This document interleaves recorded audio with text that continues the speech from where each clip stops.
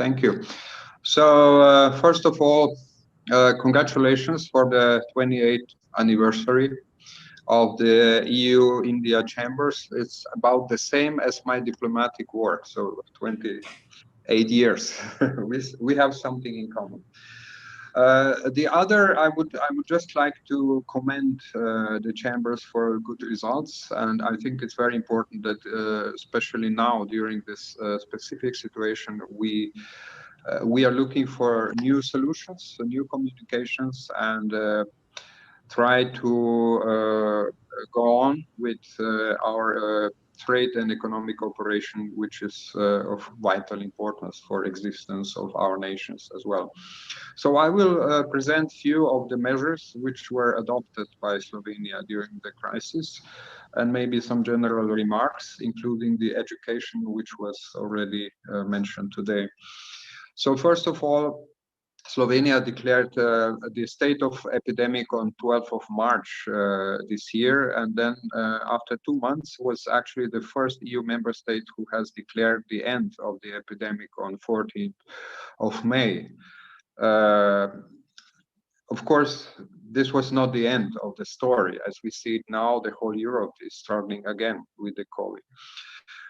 A few days after declaration of epidemic, the Government Business Development Agency introduced a single point of information for actions to support the economy to mitigate the efforts of COVID-19. Through this single point, the companies can still find all current and regularly updated information related to different segments of business operations regarding the COVID-19. On 2nd of April, Slovenian Parliament adopted the first intervention act to mitigate the effects of the epidemic and introduced the deferral of loan repayment to borrowers who have experienced difficult epidemic operations for a period of 12 months, delayed deadlines for submission of tax return for corporate income tax, no time limits for the exercise of the rights of the parties in legal proceedings, the possibility of partial salary compensation in the case of temporary waiting for work, and a delay in payment of contributions for 3 months. After the adoption of the first intervention laws, the mega umbrella intervention law was adopted that consists of different measures in the amount of about 3 billion euro. This was adopted on 6th of April and included the reimbursement of salaries for workers on standby, exemption for the payment of pension and disability insurance for employees, and monthly basic income, and exemption from payment of all social security contributions for self-employed managing partners, farmers, and religious servants. The second intervention law, adopted on April 28, aimed at ensuring liquidity of the economy, offers guarantees for bank loans of enterprises in the amount of 2 billion euros. The third package for the restart of the economy was adopted on May 29, offered the measures for enterprises for the tourism sector that has been the most affected. The fourth intervention package, about 370 million, adopted in July 2020, introduced the measures to be prepared for the second wave of COVID-19 with financial impact assessment. On 21st of July, the European Council reached an agreement on a multi-annual financial framework and a recovery instrument totaling of 1,824 billion euro in the period of 2021-2027. Slovenia will receive about 10.5 billion euro. The agreement has brought extensive additional funds for Slovenia, which will facilitate economic recovery after the COVID-19 crisis and encourage investment in the country.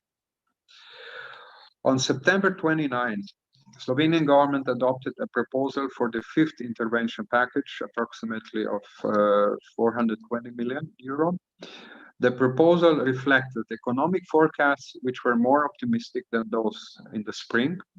Yet at the same time, it recognized that uncontrolled spread of the virus could have negative consequences for the economy with financial impact assessment. Besides the intervention law, existing measures are being adopted and adjusted.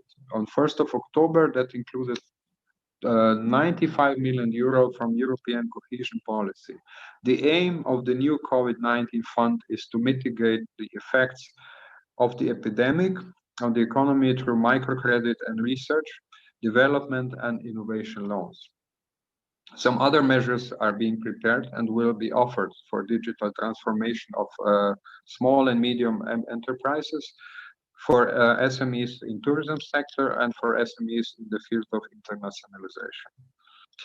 In the autumn forecast, IMAD predicts 6.7% decline of GDP for this year. The forecast for Slovenia main trading partners have improved in June, which bodes positively also for Slovenia. With the recovery of economic activity and in particular with the agreement in at the EU level on the financial package for faster recovery of the EU economy, confidence indicators improved significantly in the period from May to July. I can also inform you that just about 2 weeks ago, Moody's evaluated Slovenia perspectives in a positive way, which was one of the rare occasions for this time. The comprehensive measures adopted by the government have significantly mitigated negative consequences for the economy, as without the measures, GDP would fall by at least 3 percentage points more, according to the IMAD estimation. The pandemic also brought some opportunities to Slovenia. Shortening global supply chains to geographically closer suppliers represents an opportunity in the medium term, but also opens options to strengthen relations with existing partners like India, especially in order to diversify supply chains. The new high-level trade dialogue agreed during the latest EU-India summit is an encouraging step toward this goal. The key development challenges ahead are strengthening support for research, innovation, and digitalization to increase productivity, green transformation, and systemic adjustment of social protection due to demographic trends. COVID-19 represents a challenge of our lifetime. Like the climate change, the virus transcends the borders. We have therefore a better chance of succeeding in overcoming its effects if we address them together. Fighting the virus is changing societies and economies to a new normal. At the same time, pre-existing vulnerabilities and limited fiscal space of developing countries are increasing inequalities on a global level.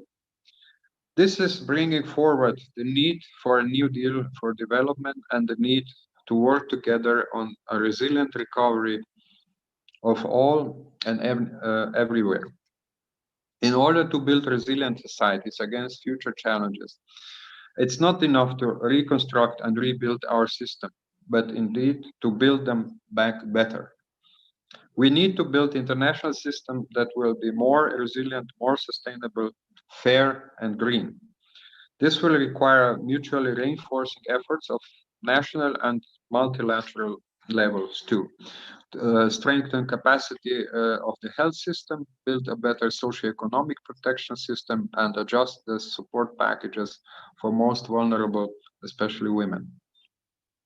Build on the international financial and tax rules to enable developing countries to support the economy during the crisis, and build a better educational system that will not increase inequalities among the societies.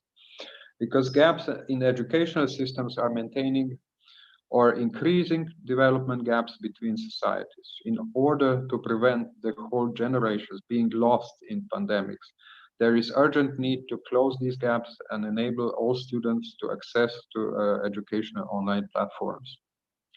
Otherwise, we'll face increased migration pressures on one side and lack of skilled workforce on the other. We need to address this together. Also, support for the economy and social support for most vulnerable during the pandemics is of key importance. Multilateral approach and funds are needed for a new deal for development that will help developing countries finance the recovery. In terms of development cooperation, both the immediate as well as long-term responses are important. Let me conclude that we look forward to close cooperation with India as one of the key economic partners, also with assistance of the EU-India chambers. And thank you very much again for hosting me.